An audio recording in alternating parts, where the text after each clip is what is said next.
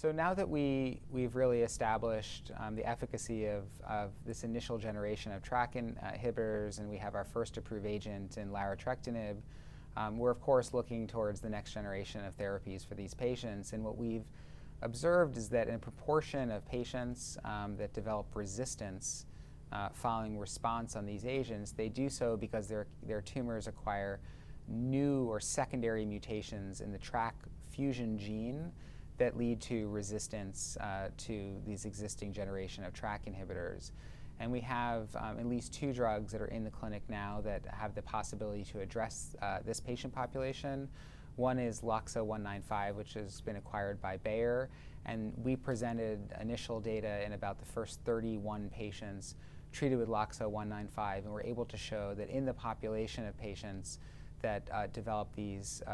secondary kinase domain mutations, the response rate was about 50% in that patient population. And so that's very encouraging initial data that we can actually salvage responses in patients who have eventually progressed on existing TRK inhibitors, and doing so kind of further extend the benefit of TRK inhibition collectively in these patients. There's another drug, repotrectinib, which has shown more limited clinical data in a publication,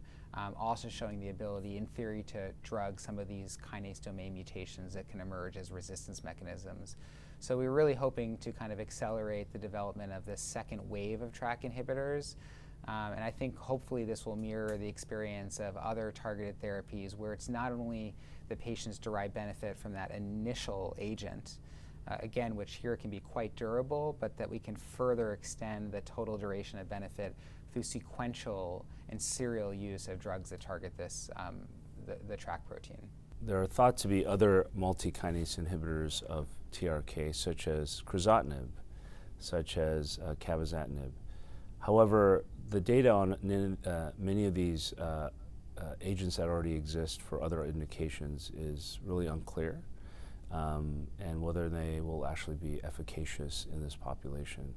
So I think the recommendation is really, there's already an approved drug, repotrectinib, is to use repotrectinib in this situation rather than crizotinib or any of those other somewhat multi-kinase inhibitors that may partially inhibit NTRK.